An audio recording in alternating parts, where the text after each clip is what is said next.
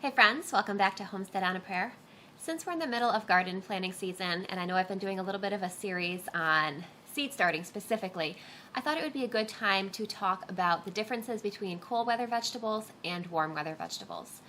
Now, when we think of the vegetable garden, a lot of times it's really those warm weather vegetables, those classic summer vegetables, that really get all the attention. You know, you think of tomatoes, you think of peppers, corn, cucumbers, green beans, a lot of those really classic vegetable garden vegetables. And those are classics for a reason. They're all delicious and definitely worth growing. But there are a lot of cool weather crops too that don't really get as much attention, but they deserve just as much attention. So today we're going to be talking about really the differences between those and why, at least in my opinion, it's a good idea to include some of both in your garden. So it's a little bit of a generalization. Of course, there are plenty of exceptions to this, but for the most part, if you're growing a plant for the fruit, think of peppers, think of tomatoes, think of cucumbers, melons, squashes, plants like that we grow for the fruit. For the most part, those are going to be warm season vegetables. And for the most part, if you're growing a plant for the leaves, for the stem, for the root, something like that, for the most part, those are going to be cool weather vegetables. So think of things like lettuce, think of kale, think of carrots, beets, plants like that. As I said, those for the most part are going to be cool weather vegetables. So broccoli and cauliflower would also fall into that category. Those are grown for the flower buds, and those are both cool weather vegetables as well. Now, the main differences as far as growing your warm weather plants and your cool weather plants are not surprisingly related to temperature. Cool weather plants have at least some level of frost tolerance. So while a lot of them may not survive the winter for you, or at least may not be in harvestable condition, depending on where you live and what your weathers are like in your area, but they will usually survive past a frost and into the fall.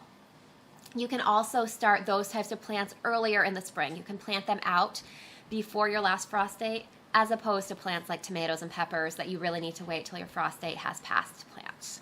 Now, kind of going along with that, a lot of these cool weather crops are not going to tolerate really hot summer temperatures really well. So for the most part, you're going to want to plan to harvest them before your summer gets really hot.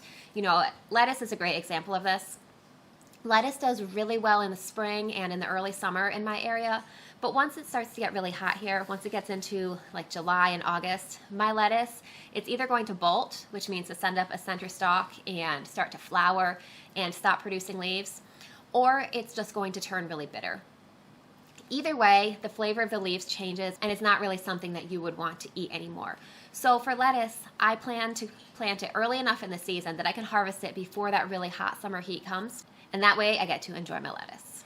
So even though it is true that the warm weather crops get a lot of the glory when it comes to the vegetable garden, there are a lot of benefits to growing cool season crops, and there are a lot of reasons why I will always include those in my garden. Probably one of my favorite benefits of cool weather crops is that you can often grow them twice in the year. It's going to be weather dependent. It's going to be specific to your weather in your area. But here in Connecticut where I am, we have a spring gardening season and a fall gardening season, and those are the two perfect times of year to grow a lot of these cool weather crops. So as I said, you get two chances to grow them in the year, depending on where you are, and that alone is a great reason to grow them in my mind. Another reason is that it's great for season extension. If you limit your garden to just the classic vegetables, if you just grow tomatoes and peppers in your garden, you're going to be really limiting your harvest window. Tomatoes and peppers can only grow after your last frost has passed and before your first fall frost has come. So however long that is for your area, that's your limited window to grow peppers and tomatoes. You know, unless you have a greenhouse or some kind of really high-tech season extension, for the most part, they're only really going to grow within that frost-free growing zone. Now, all the other cool weather crops, as I said, you can grow those both before the warm weather crops and then again after them, and that's going to extend your harvesting season by quite a bit, and that is definitely worth it for me. Another reason why I like to grow cool weather crops is just because they're delicious. This is obviously personal preference, but I really enjoy a lot of the cool weather crops. Well, I would say probably tomatoes, I think, are my favorite garden vegetable to harvest. There are a lot of really delicious cool weather crops. So broccoli is also one of my favorite vegetables. I really enjoy it. Snap peas are delicious. Lettuce is delicious. So there are just so many delicious plants that you can grow. And if you focus on only your summer season, those plants are not going to be at their best and you're not going to enjoy their real, true flavor. Kale, for example, if you grow kale in the heat of summer, it's going to be kind of tough and bitter, not really as enjoyable as if you grow it through the fall and even into the winter. It's going to become a lot sweeter when it's exposed to those cold temperatures, and that's when you taste what kale is really supposed to taste like. So for the most part, this is again another generalization, but for the most part, cold weather crops are going to have a shorter maturity date than warm weather crops. That's just because of the part of the plant that you're harvesting. Now, in order to harvest a fruit from a plant, you have to start it. It has to complete its full adult growing cycle, has to flower, get pollinated, then it has to set the fruit, then you have to wait for the fruit to ripen. That's a much longer process than in the case of, say, lettuce. You just want the leaves. So you just plant it, you let it grow. Once those leaves are harvestable size, it's ready to harvest. So because you're harvesting these plants earlier in their growth cycle, most likely you're going to get a much quicker harvest with cool season crops than with warm season crops. Because of that, there are a lot of cool weather crops that you can direct sow. To direct sow a plant just means to plant its seed directly in the ground where you're planning to grow it for the entirety of its life, as opposed to something like a tomato that you want to, in most parts of the world, you're going to want to start it inside in your house, give it a few weeks of a head start before planting it outside. With lettuce, I can just stick the seeds right in the ground where I want it to grow, and it does great that way. That does make a lot of cool season crops a little bit easier to grow because you're skipping some of those steps. You're skipping the seed starting inside, you're skipping the transplanting, you're skipping the hardening off step. It does make it quite a bit easier to grow a lot of cool weather crops. Now, as always, there are some exceptions. Even though I do direct sow the majority of my cool weather plants, I do find that brassicas, so that includes broccoli, cauliflower, cabbage, kale, for the most part, I have more success with those plants if I do start them inside. I find that those plants, at least in my area, tend to be pretty susceptible to pests. And if I plant them directly out in the garden where I want them to grow, often they'll get riddled with pests before they're really big enough to cope with that. So I find that I do have better success growing them inside in my house. Another reason is because I'm here in Connecticut. Some years we have pretty long winters. I know a plant like lettuce doesn't need that long to mature. Broccoli does need a little bit longer. So I find that those types of plants, at least in my area, do better when I start them inside. I do like to direct sow my lettuce. I direct sow my peas. I direct sow any root crops that I grow.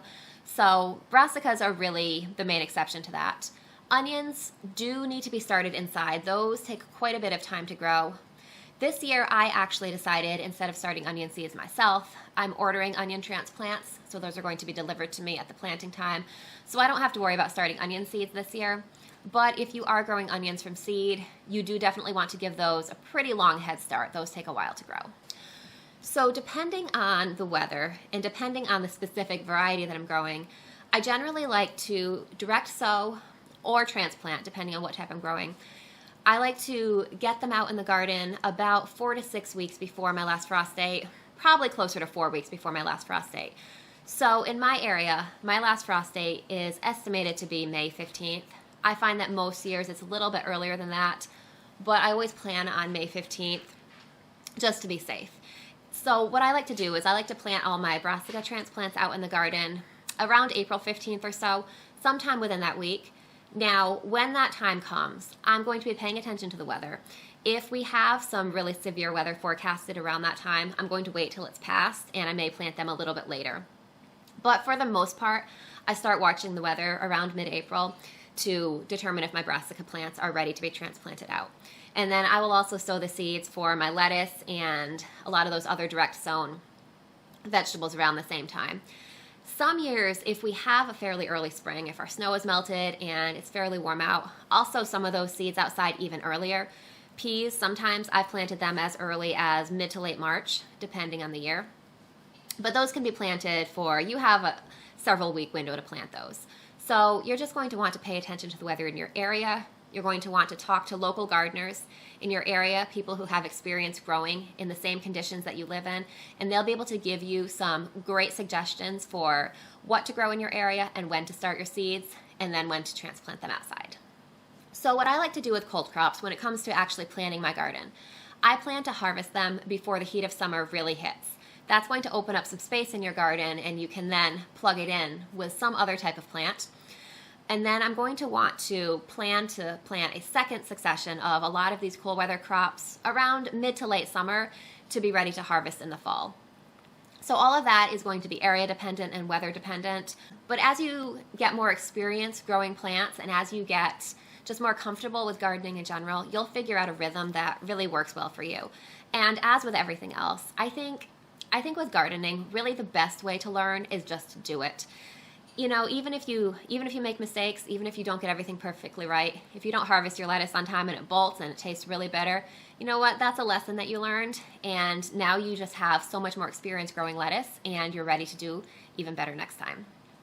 So when it comes to warm weather crops, as I mentioned before, those are frost tender. That means whenever a frost comes, it's going to kill them.